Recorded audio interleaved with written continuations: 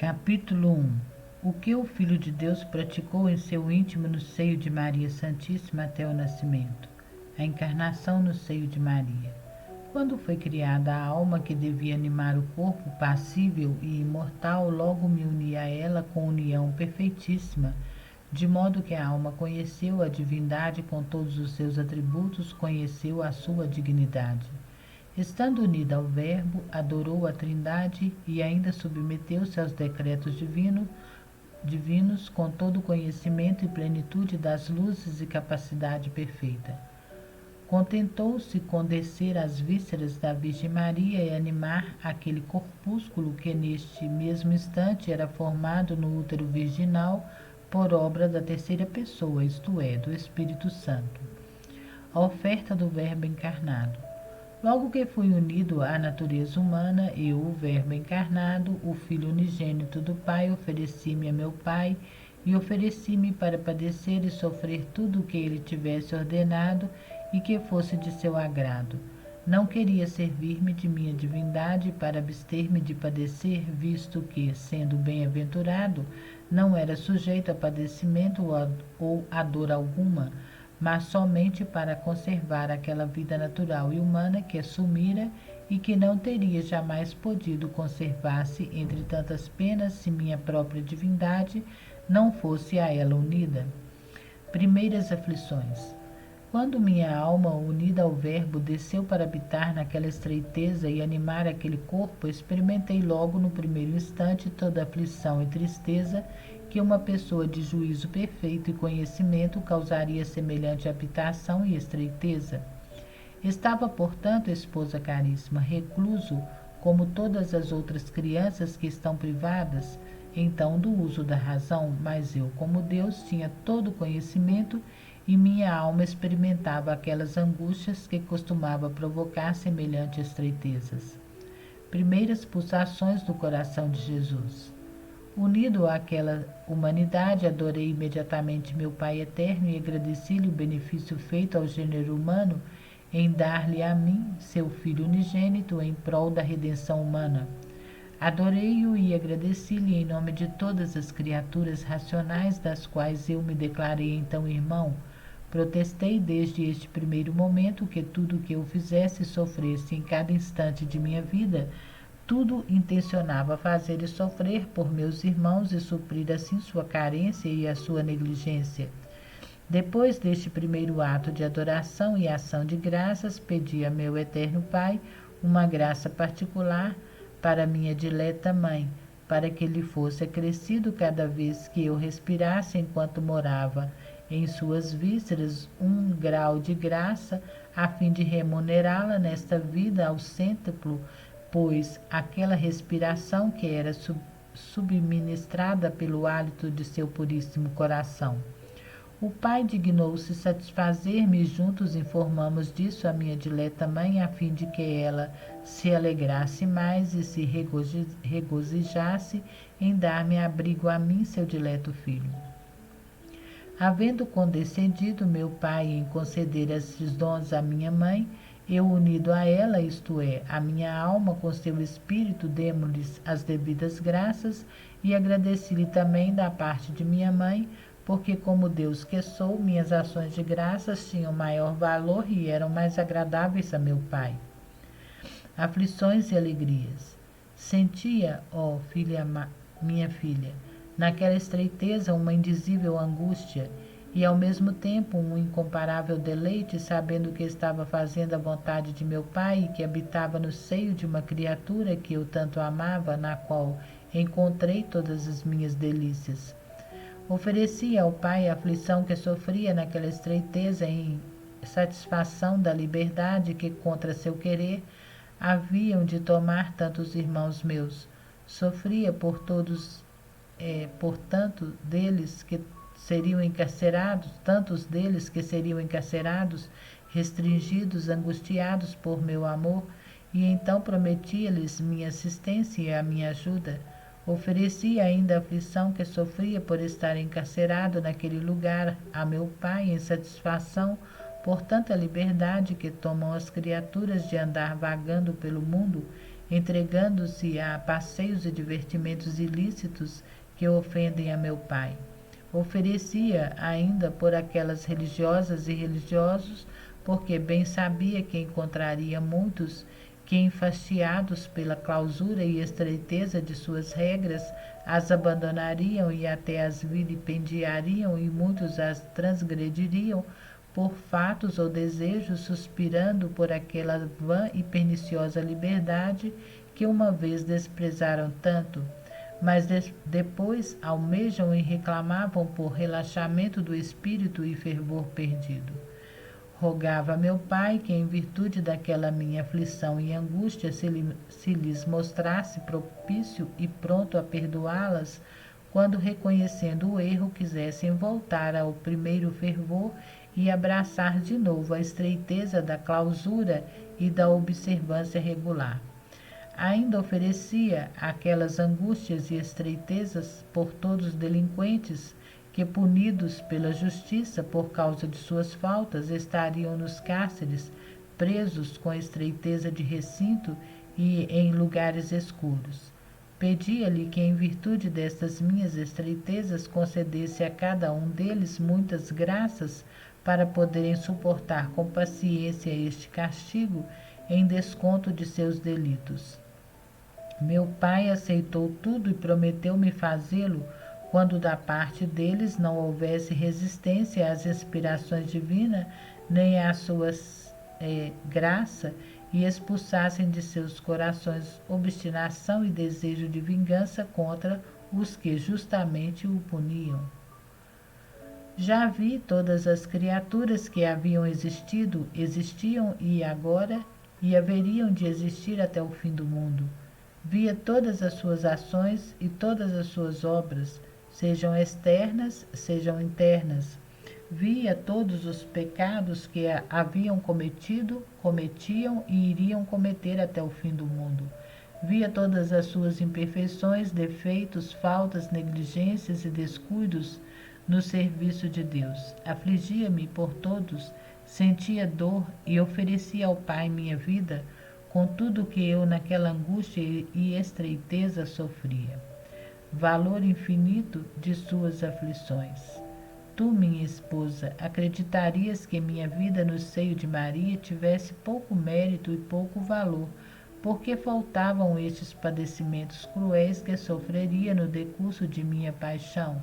Não, saiba, filha, que tinha tanto mérito e tanto valor uma só daquelas respirações angustiadas que eu tinha no útero virginal, que bastava para satisfazer pelas culpas, defeitos e faltas de todas as criaturas. E saiba que o meu padecimento naquela estreiteza era tão grande que um só momento seria suficiente para resgatar mundos infinitos. Podes compreendê-lo, em parte, pensando que, sendo eu o Verbo eterno e Deus verdadeiro, não posso ser compreendido nem abrangido, e sendo os próprios céus estreitos para habitação minha, reduzir-me a habitar enquanto Deus e enquanto homem em carne passível no pequeno tugúrio de um ventre virginal, com toda a plenitude de conhecimento próprio de um Deus imortal e de um homem passível e mortal. Aflições dos sentidos. Possuindo, portanto, o perfeito uso da razão enquanto homem, experimentava em todos os meus sentidos uma indizível aflição por estar naquele lugar estreito, sendo obrigado a tê-los todos privados de movimento e extensão. Assim, os olhos sempre fechados, os lábios em contínuo silêncio, as mãos e os pés sempre imóveis, sem movimento algum, e todo o corpo quase sempre na mesma posição. A aflição da mais grave que possa sofrer jamais quem tem perfeito conhecimento. É verdade que meu pai, para outros, acelerou o uso da razão no seio materno, como aconteceu com minha amada mãe. Mas ela foi isenta de sofrer a aflição que naquela estreiteza podia sofrer seus sentidos.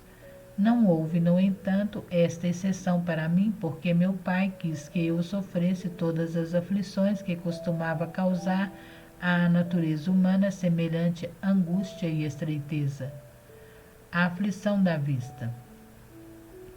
Encontrando-me, portanto, em tão grande sofrimento, ofereci a meu pai a privação da vista que muito me atormentava, em desconto de tantas culpas que todo o gênero humano cometia pelo sentido dos olhos.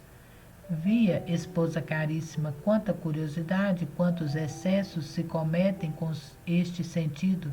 Sentia a aflição e a dor de tantas ofensas feitas a meu pai pelo uso da vista, e deixava cair lágrimas de meus olhos, embora fossem gotinhas diminutas, não obstante seu valor acompanhado do grande amor com que as derramei, era tão grande que bastava para satisfazer a divina justiça por todas essas culpas que com os olhos cometeriam todas as criaturas.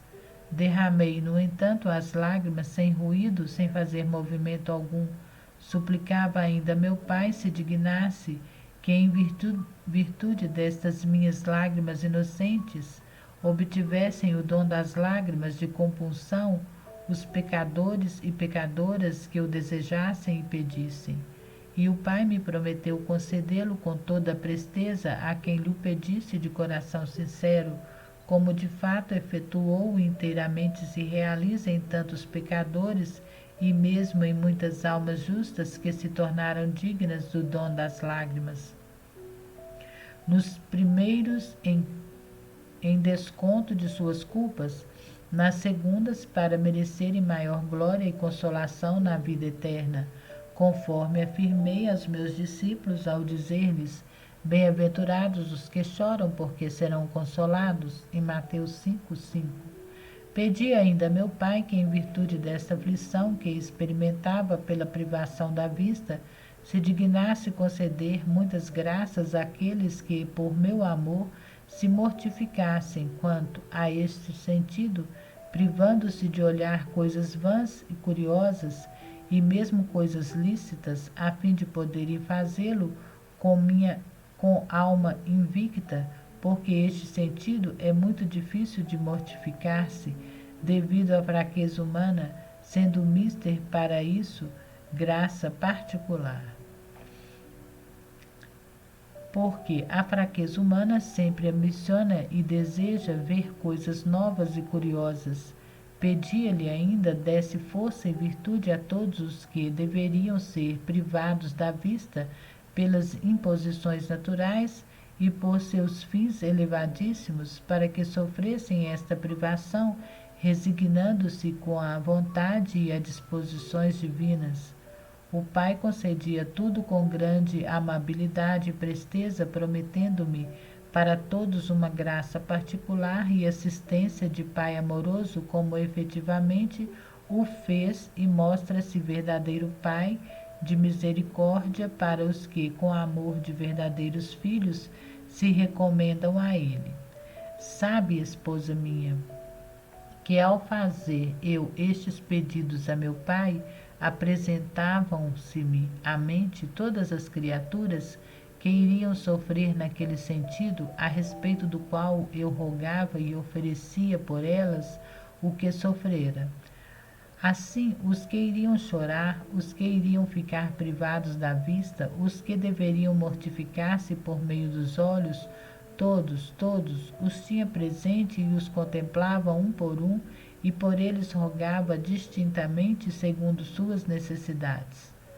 Com amor de irmão amava-os e implorava por eles a divina graça.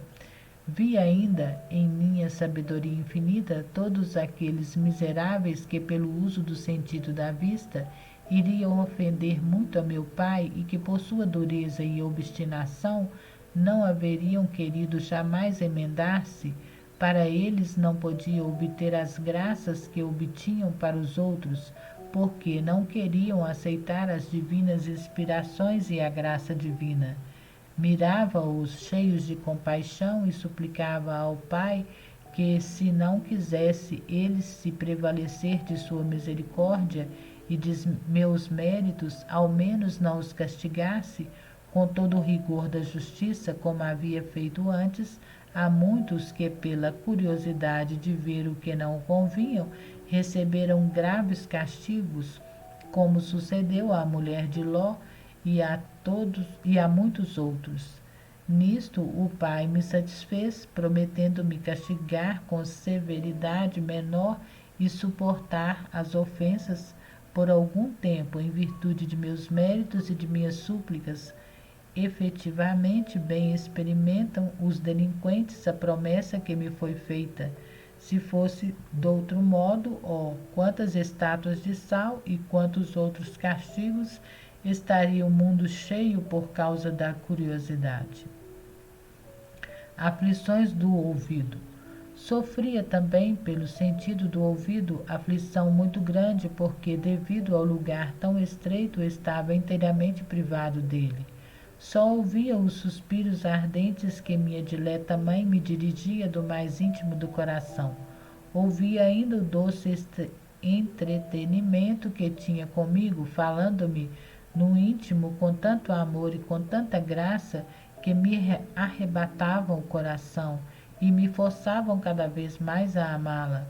De todo o restante, porém, estava privado inteiramente, e esta privação causava-me aflição, a qual eu oferecia a meu pai em desconto de tantas faltas que, com o sentido do ouvido, cometeriam meus irmãos pela curiosidade, por ouvir tantas murmurações, tantas palavras contra a minha lei, tantas curiosidades e outras coisas indignas que muitos ouvem com deleite.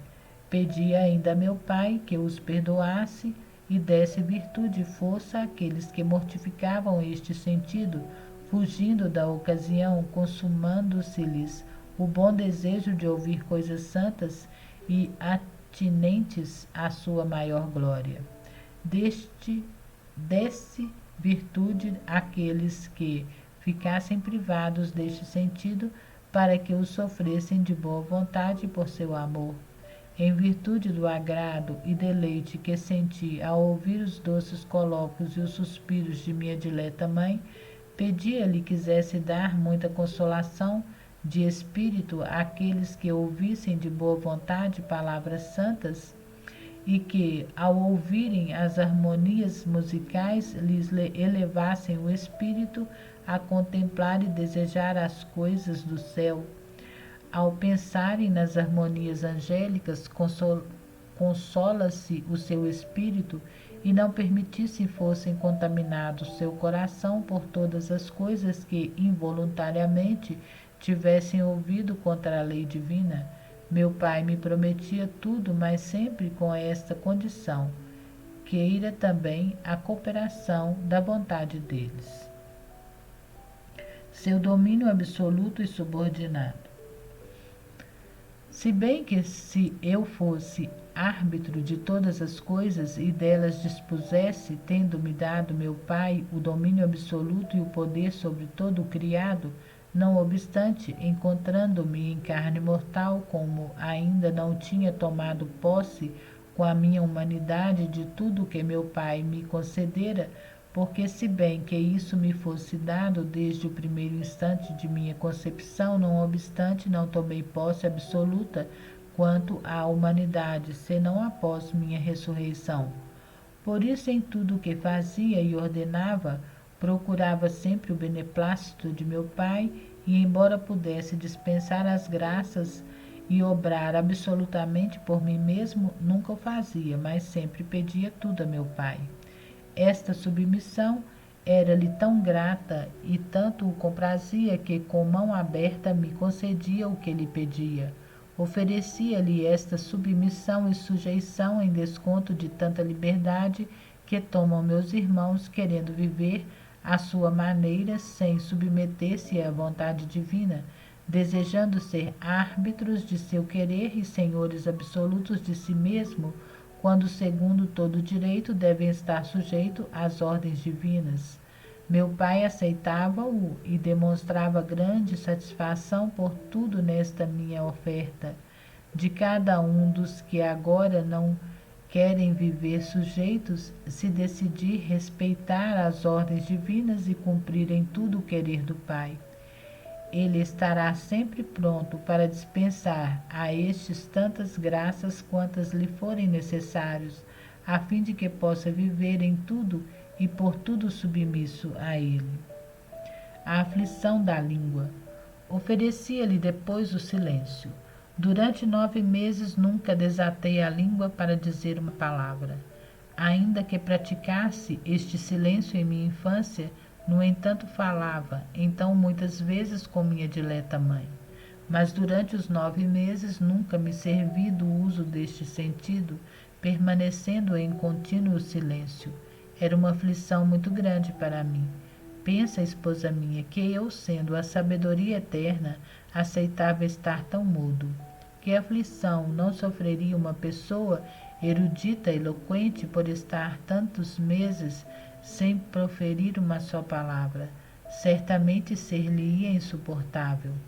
Ora, considera de que sorte seria a aflição que eu experimentava uma vez que a sabedoria, a eloquência, a erudição das criaturas, em comparação com a minha, são estultice e ignorância.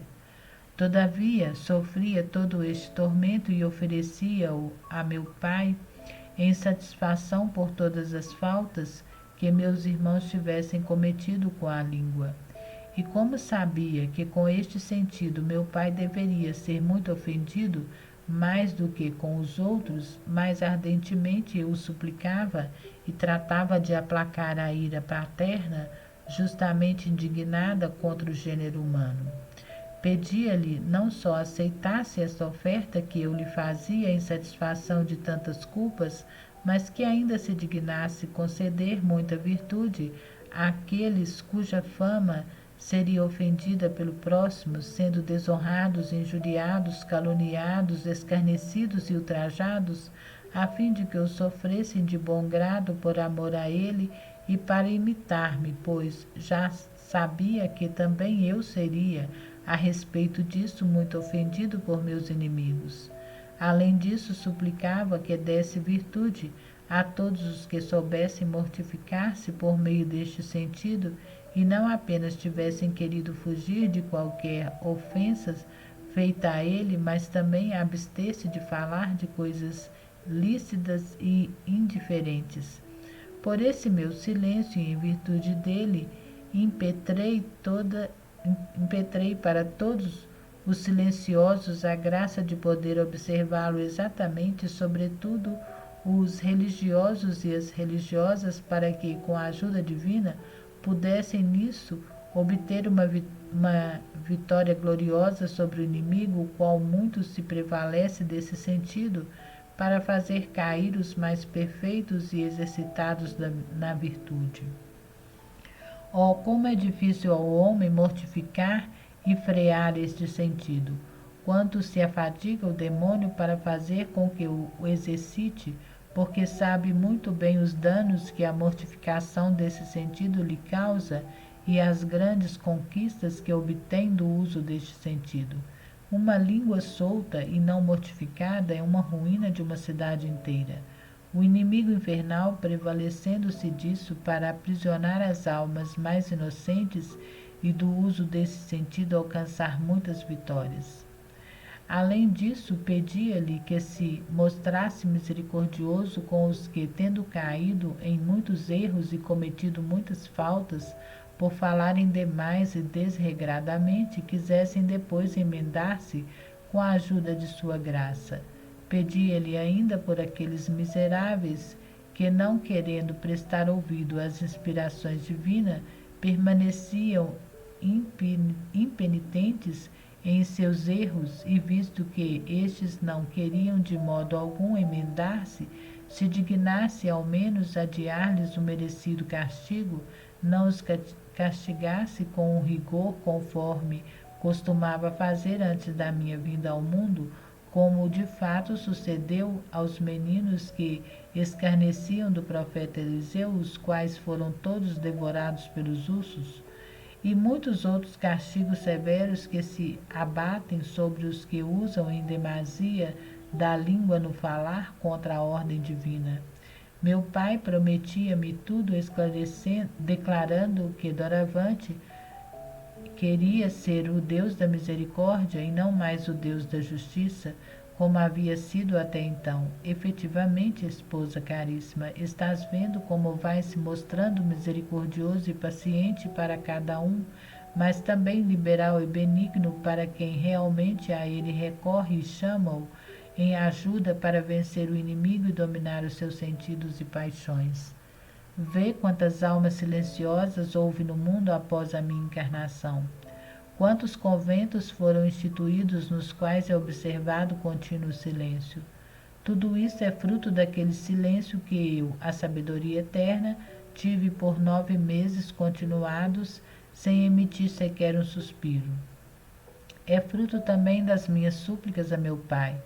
Vê quão grandes pecadores existem no mundo, os quais, com sua língua, o infestam com tantas blasfêmias, tantas injúrias, tantas murmurações, tantas detrações. Observa com que paciência e longanimidade meu Pai o suporta. Suporta essas ofensas como se não lhe fossem dirigidas. Tudo isso procede da promessa dada a mim enquanto vivia no seio materno em prêmio de meu penoso silêncio. Suplicava-lhe, pois, se dignasse falar ao coração daqueles que, mortificando-se por seu amor, se retirassem à solidão e vivessem em silêncio. Se dignasse cumprir a promessa feita à alma solitária pela boca do profeta Oséias. Levá-la-ei ao deserto e falar-lhe-ei ao coração. Oséias 2:6. Que quer dizer este deserto, senão a observância de um rigoroso silêncio? Porque quem observa o silêncio, embora se encontre em companhia de outros, não é impedido absolutamente de falar com Deus, como de fato o experimentastes em ti mesma. Porque não é a solidão do corpo, mas é a solidão do coração, isto é, calar-se diante das criaturas que te fazem ouvir a voz do Criador e falar com ele em teu coração. Meu Pai prometeu-me também isso e efetivamente o vai realizando nas almas que, decididas a viverem totalmente retiradas, vivem na solidão e no silêncio. Elas ouvem a voz divina, captam melhor as inspirações divinas e se tornam partícipes dos mistérios e dos segredos divinos. De fato, vês isto realizado em tantas almas, ao coração das quais o Espírito Santo se dignou falar, a manifestar coisas sublimes dos mistérios divinos, enquanto até então isto não sucedera facilmente. Meu Pai quis manifestar-me sua promessa em tudo e por tudo.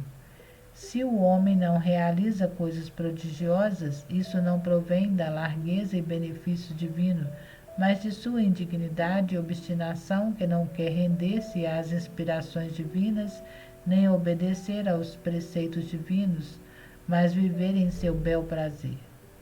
Em coisa alguma quer mortificar suas paixões e os seus sentidos, deixando-se escorregar desregradamente aqui e ali, aonde o amor próprio e a vontade persevera e transportam. Meu Pai está sempre pronto para conceder-lhes todas as graças e a ajuda necessária para alcançar vitória sobre todos os sentidos, especialmente sobre a língua, que é péssima, porque uma má língua causa dano maior do que uma espada afiada. Aquela fere e mata a alma, enquanto esta fere e mata apenas o corpo, muito inferior e de nenhum valor em comparação com aquela. Aflições do olfato. Quanto ao olfato, senti aflição por carecer completamente de tudo que pudesse deleitar e recrear este sentido. Oferecia ainda isto a meu Pai em desconto de todas as ofensas que recebesse de meus irmãos relativamente a este sentido. Embora este sentido não seja tão prejudicial por não ser instrumento tão apto para pecar, não obstante prejudica também a alma por excesso de delicadeza e de outros modos pelos quais a criatura ofende ao Criador. Não o explico mais detalhado porque não és capaz de compreender isso. Digo-te, porém, que aquele que mortifica este sentido adquire muitos méritos. A graça divina sempre o ajudará em virtude do que eu sofri e ofereci a meu Pai. Não julgues, esposa caríssima, que sofri somente a privação desse sentido em todas as coisas que poderia agradar-me naturalmente, mas privei-me ainda de fruir do odor suavíssimo que exalava minha humanidade unida ao Verbo, porque a força da divindade fazia com que meu corpo emitisse um suavíssimo odor, embora não fosse por todos percebido. Sentia-o, todavia, minha dileta mãe, às vezes mais, outras vezes menos, conforme queria que também ela ficasse privada disso, a fim de que se mortificasse e adquirisse maior mérito. Eu, todavia, renunciei a este prazer e deleitei que podia proporcionar à minha humanidade, querendo carecer completamente de toda consolação, para assim pagar os débitos de meus irmãos e satisfazer a divina justiça pelos mesmos sentidos pelos quais meus irmãos a irritavam. Tu, esposa dileta, admirastes ao ouvir como meu corpo exalava odor tão suave e não era percebido por quem tratava comigo, pois tu anteriormente não havias ouvido dizer coisa semelhante. Digo-te, em verdade, o odor exalado de minha humanidade era tão forte e tão suave que recreava as almas que se tornaram dignas de senti-lo. Eram as almas justas e inocentes. Não sentiam este odor com o sentido corporal, mas com o olfato da alma. Estas almas, pois, pela suavidade do odor, acorriam para mim como ouviste que em minha infância as crianças inocentes estavam em torno de mim, porque sua alma era atraída por aquele suave odor. Disso dá certo testemunho a figura da esposa sagrada quando diz ao seu dileto esposo figurado em minha humanidade: arrasta-me em pós de ti, corramos, aroma agradável são estes perfumes, por isso te amam as donzelas. Cânticos 1:23. Essas donzelas me amavam muito e corriam à minha procura, atraídas pela fragrância do odor que sentiam como almas inocentes. As almas justas, pois, sentiam-no com o olfato espiritual e isto as atraía a vir a mim e a amar-me. Todavia havia algumas que, embalsamadas e recreadas por aquela suave fragrância, chegaram a entender que minha divindade estava unida à natureza humana e me confessaram e adoraram como verdadeiro Filho de Deus. Os reis magos, o velho Simeão, a profetisa Ana, por exemplo, e outros dos quais te falarei em outra ocasião. Por agora te digo que me privei completamente de sentir este agradável e suave odor que minha própria humanidade exalava. Fiz isso, como te disse anteriormente, em desconto de todas as ofensas que com o olfato cometeriam meus irmãos. Não julgues, esposa dileta, que esta fragrância fosse um simples odor, isto é, de uma única coisa e que proporcionasse um só deleite. Era uma fragrância mista de vários e suavíssimos bálsamos deleitáveis que faziam transparecer minha divindade. Ouve como a esposa sagrada diz, na fragrância dos ungentos. Era um odor misto de várias fragrâncias, assim como um ungento não se faz de uma só coisa, mas de muitas, e todas participam do mesmo odor, e de uma unida à outra produzem um só odor, assim era o meu odor. A divindade exalava sua fragrância suave e todas as minhas virtudes produziam seu odor e unidas ao odor de minha divindade produziam uma só fragrância. Esta era tão intensa que se uma criatura a tivesse sentido com o olfato corporal teria sido absorvida num paraíso de delícias. Mas disto só minha dileta mãe foi favorecida, sendo a miúde confortada por meu pai, a fim de que não exalasse a alma por causa de tanta fragrância. A todas as outras criaturas, porém, a mantinha oculta, porque soube ser isso do agrado e da vontade de meu pai. A aflição dos membros.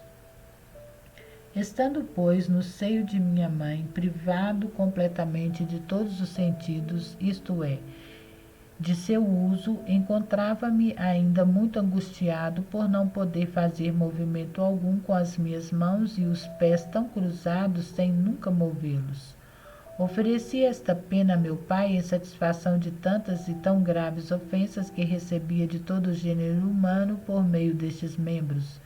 Via muito bem todas as faltas que meus irmãos cometeriam com seus membros. A um ou outro eu contemplava, considerava todos os passos, todos os movimentos, sentia grande dor ao ver os ultrajes feitos à divina bondade. Sendo-lhes esta concedido o uso dos sentidos e dos membros, a fim de que fossem empregados para proveito deles e maior glória sua, eles depois faziam justamente o contrário, empregando-os e servindo-se deles em seu próprio prejuízo e em desonra de meu pai. Oferecia-lhe ainda esta intensa dor que sentia em satisfação de todas as culpas que eles cometiam em seus membros com todos os sentidos. Meu pai, com isso, foi aplacado e mostrava-se pronto para o perdão cada vez que se recorresse a ele com dor por estas ofensas. Rogava-lhe se dignasse conceder tanta graça e virtude a todos para se emendarem, prevenisse-os com suas luzes divinas e inspirações e dirigisse-lhes os passos e as obras para a perfeição. Meu pai me atendia em todas essas coisas, como de fato o faz continuamente. Somente a dureza e a obstinação da vontade perversa do homem não se abrem à divina graça, a fim de que nele possa obrar. Ao invés, o homem rejeita, consente em suas inclinações e os seus desejos maus, procura satisfazer a sua vontade e não a de Deus, expulsando assim a graça divina da sua alma e ofuscando as luzes que meu Pai lhe concede com razões perversas, que lhe inspiram suas paixões e a cegueira de sua mente. Rogava ainda meu Pai, desse tantas graças àqueles que fossem privados destes membros por fins sublimes e que neles fossem torturados por gravíssimos males devido à disposição divina, a fim de que pudessem sofrer com paciência tudo o que ele tivesse permitido, e que concedesse muitas graças àqueles que tivessem querido dele servir-se para a sua maior glória e a fim de cumprirem a vontade divina, e que com isso quisessem mortificar-se e exercitar-se na virtude. Meu pai concordava com tudo, e de fato vês que todas as almas que querem praticar verdadeiramente a virtude e a mortificação são assistidas e ajustadas pela graça divina de modo particular e admirável. Assim, também vês que sofre com paciência e resignação quem fica privado destes membros ou é atormentado por males naturais neles ou nos sentidos. Tudo, esposa caríssima, é fruto de minhas preces e só ficam excluídos os que desesperadamente não querem entregar-se ao querer divino e afastam imprudentemente da alma as inspirações divinas e a graça. Eles são atormentados e convém-lhes sofrer o que meu Pai dispõe, mas devido à sua vontade rebelde e desespero começam a experimentar na vida presente um inferno antecipado, do qual poderiam ter escapado pela entrega às disposições divinas e à divina vontade. Sofria por eles indizível pena, vendo que tudo o que eu sofria e todas as suas orações eram para eles inúteis. Olhava-os cheios de compaixão, mas estes olhares e esta compaixão eram inúteis para eles, porque não queriam se render. Assim fez a cidade de Jerusalém, enquanto eu derramava lágrimas de dor por causa de sua ruína, de nada lhe serviriam em consequência de sua obstinação. A aflição do gosto. Embora a tenha sofrido durante todo o tempo de minha vida, abstendo-me completamente de provar de todas estas coisas que costumam deleitar a este sentido, Não obstante esta aflição, tornou-se-me mais sensível no útero materno, se bem que não fosse privado daquele sustento que me convinha para nutrir-me, embora minha humanidade recebesse o alimento necessário e bem limitado da parte de minha dileta mãe, que não me deu gosto algum relativamente à humanidade, porque era igual ao das outras crianças. Alegrava-se, no entanto, meu espírito ao receber aquele alimento tão puro e delicado que proporcionava a meu corpo matéria para se formar e para crescer. Retirava seu alimento de uma matéria que me era tão grata por sua pureza e inocência. Oferecia também esta pena e esta aflição e esta privação que sofria relativamente à humanidade e outrossim o gosto que tinha quanto à alma. A pena sofrida pela humanidade eu a sofria em desconto de todas as ofensas que, com o sentido do gosto, recebia meu pai de todos os meus irmãos, e porque estas eram muitas e graves, desde agora me oferecia ao pai, declarando querer privar-me completamente durante todo o tempo de minha vida e de todas as coisas que me proporcionariam qualquer deleite, até privar-me do sustento necessário, como efetivamente ouvirás na narrativa. Muitas vezes sofri fome e sede, privando-me daquele parco alimento que minha dileta mãe e outros me proporcionavam. Meu pai aceitava todos estes oferecimentos e mostrava-se aplacado para com os pecadores, por ser maior o mérito das minhas ofertas do que todas as ofertas recebidas de meus irmãos, embora fossem muitas e graves. Oferecia-lhe, pois, este agrado espiritual quando recebi o alimento da minha dileta mãe, estando em seu útero virginal, e suplicava-lhe que, por causa deste agrado que experimentei, lhe aprovesse dar muitas graças àqueles que quisessem se mortificar neste sentido e se privassem por seu amor de saborear não só aquelas coisas que o ofendiam pela quantidade,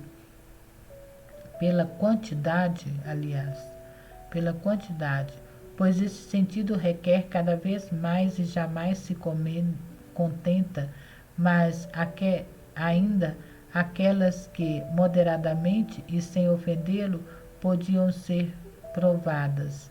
Pedia-lhe outrossim fazer que esses experimentassem uma gota do que saboreava meu espírito quando recebi o alimento de minha dileta mãe. De fato, meu pai me atendia como experimentam o espírito os que mortificam este sentido, porque sentem mais consolação na alma quando se privam das coisas deleitáveis ao paladar do que sentem os que satisfazem inteiramente este sentido tão prejudicial ao espírito. Sabe, minha esposa, que todas as almas que vês mortificada e que fizeram e fazem penitência, que vivem apenas de ervas e outras coisas vis, tudo isso é fruto de meus sofrimentos. Todos receberam de meu pai a graça de poder fazê-lo. Via depois todos os que se mortificariam e todos os que fariam penitência, e me comprazia por causa da glória de meu pai e da exaltação e dos méritos que assim adquiririam. Tanto maior prazer sentia ao ver que tudo era em virtude de minha mortificação e prêmio de minha pena. Por isso louvava meu pai, agradecendo a sua infinita misericórdia e bondade, e a essas almas olhava-as com amor como irmãos meus caríssimos, que anelavam imitar-me e seguir-me meus exemplos. Assim impetrava para elas maiores graças. Olhava depois aquelas almas infelizes, vítimas do gosto e da satisfação deste mundo, não se preocupam por perderem a graça divina com este gosto, e vendo-as obstinadas no mal, sentiam por elas grande pena, tanto mais quanto eu satisfazia por elas. Mas elas não queriam prevalecer-se de modo algum dessa satisfação, permitindo por própria culpa que não lhe trouxessem bem algum, nem tudo aquilo que por elas havia realizado. Penas e alegrias. O mesmo que experimentei quanto a este sentido, sentia-o em todos os outros sentidos, e todos juntos causavam grande pena a meu espírito. No entanto, mais me atormentava a aflição causada por meus irmãos, que ofendiam meu Pai por todos os sentidos e não queriam prevalecer-se de todos os meus sofrimentos e obras em seu favor.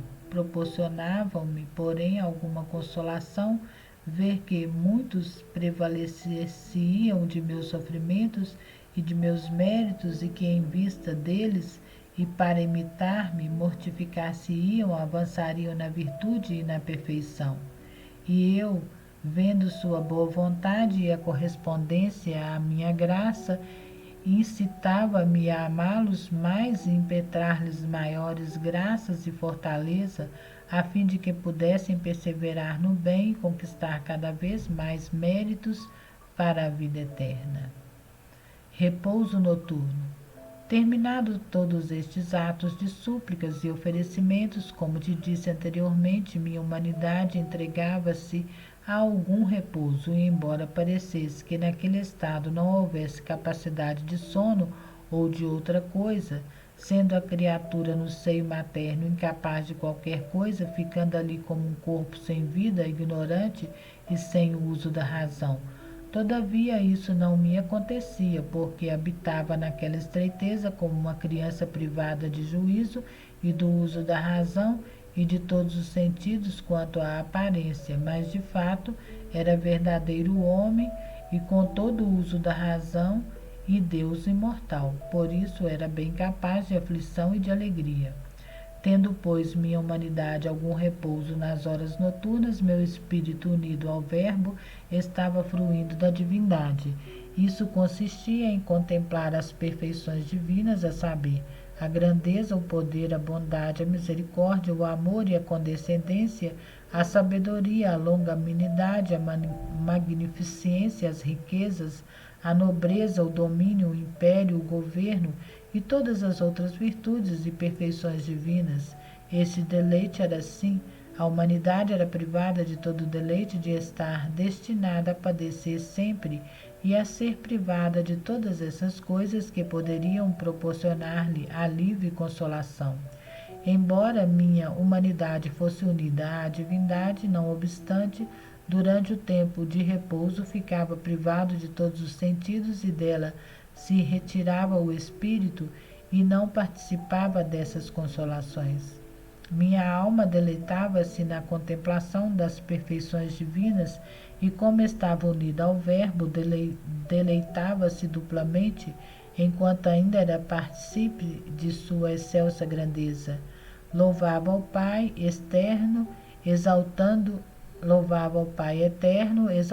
a sua infinita misericórdia e bondade por haver criado uma alma tão sublime e fazê-la acumulado de tantas virtudes, méritos e perfeições, e de tê-la unido tão perfeitamente ao Verbo eterno, que nasce ab a eterno, de seu seio paterno. E então a alma unida ao Verbo louvava, bendizia e dava graças ao Pai eterno, que ela contemplava abertamente. O Verbo eterno fruía, pois de todas as perfeições divinas das quais te falei acima, e fruía delas de modo mais sublime e perfeito, porque delas usufruía como coisa própria, sendo também ele Deus eterno, imortal e impassível. Não obstante, porque estava unido à natureza humana, e por esta parte era menor do que o Pai, fruía como costuma fazer um filho das riquezas, honras e grandezas do próprio Pai, e delas desfruta como herdeiro e senhor. No entanto, sendo filho, possui o domínio com certa submissão ao Pai, e se o Pai quer dispor ao seu modo, o filho se entrega à sua vontade, embora ele também tenha seu jus como filho. E quando o filho queria dispor, pedia ao Pai, a este, benigno e amoroso, de boa vontade, condescendia aos pedidos do filho. Ora, eu fruía e dispunha exatamente assim dos bens de meu Pai, louvava-o e glorificava-o, e estando o Verbo unido às almas, juntos fruíam como uma só coisa. De fato, estavam tão perfeitamente unidas que o verbo era uma coisa com a alma. Estes deleites passavam-se horas, mas ao recuperar a humanidade, os sentidos próprios, a alma ficava privada da fruição e da beatitude que conservava certamente em si, mas fruía com maior perfeição quando a humanidade estava privada dos sentidos em ordem ao repouso necessário para seu sustento e desenvolvimento. Não deixava, no entanto, de oferecer a meu Pai este sono ou repouso, e porque era inteiramente santificado, eu rogava que o dignasse, em virtude dele, santificar os repousos noturnos de todos os meus irmãos, e não permitisse que durante estas horas fossem surpreendidos e molestados pelos inimigos infernais, os quais, nestas horas e ocasiões, costumam mais do que nunca desencadear e desabafar seu ódio contra Deus nas pessoas de meus irmãos, excitando-os ao mal, embaraçando-lhes a mente, obscurecendo-lhes o intelecto, aliciando-lhes a vontade e induzindo-os com muita facilidade a consentir no pecado por eles instigado. Nisto, como em todas as coisas, o Pai me satisfazia, prometendo dar a todos os meus irmãos a todos os meus irmãos uma assistência especial nessas horas, a fim de que o inimigo fosse abatido e não pudesse continuar os seus péssimos planos. De cada vez que eles hajam protestado, não querendo consentir nas sugestões e assaltos do inimigo infernal, e com vontade verdadeiramente deliberada, renunciem a tudo que o demônio haja podido instigar de mal neles, tanto por sugestões quanto por fatos. E, na verdade, obtém gloriosa vitória quem se prevalece da graça e da assistência divinas, e não contradizê-la para fazer como fazem muitos que dão entrada ao inimigo pelo pecado. Ao se entreterem e discorrer com ele, dão-lhe campo para poder assaltá-los, e, encontrando-se assim sem forças, por terem rejeitado a graça divina, sendo por isso vencidos e dominados.